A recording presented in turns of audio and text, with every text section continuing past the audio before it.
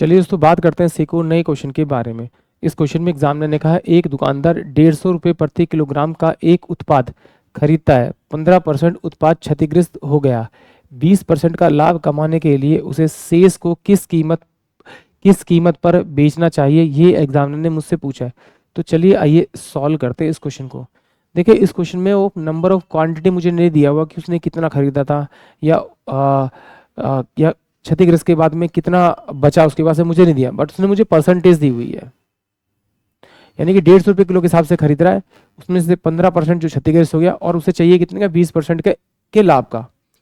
तो अगर मैं मान लूँ कि भाई 100 किलो था उसके पास में, तो उसमें से 15% क्या हुआ, उसका क्षतिग्रस्त हो गया यानी खराब हो गया, तो बचा कितना उसके पास में 85।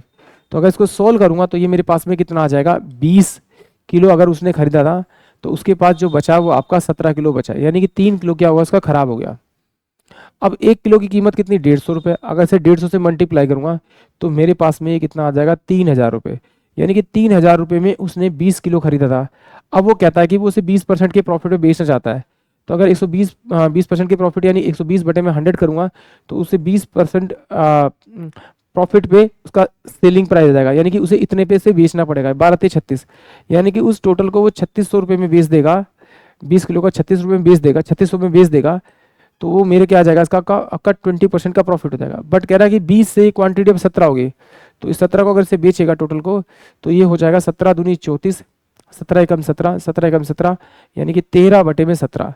यानी कि अगर इतने रुपए प्रति किलो के हिसाब से बेचेगा तो उसे 20% का प्रॉफिट होगा, यानी कि ऑप्शन जो डी होगा वो इस क्वेश्चन के लिए करेक्ट होगा। एक बार फिर देखते हैं, मेरे पास नंबर ऑफ क्वांटिटी दे रखी थी, तो मैंने मान लिया कि भाई 20 था, तो उसके पास रिमेनिंग जो अमाउंट बचा होगा, मतलब कि टोटल जो क्वांटिटी बची होगी वो 17 किलो बची होगी, 3 किलो का से नुकसान हुआ। अब कह रहा है कि वो 150 रुपये प्रति किलो के हिसाब से खरीदा, तो कितने खरीदा हुआ उसने, 3000 का, और उसे 20% का प्रॉफिट चाहिए, तो 120 बटे में 100, तो यानी कि 3600 रुपये का अगर वो टोटल को बेचेगा, यानी कि 3000 कीजिए अगर 3600 रुपये में बेचेगा तो उसे प्रॉफिट होगा कितना, 20% का।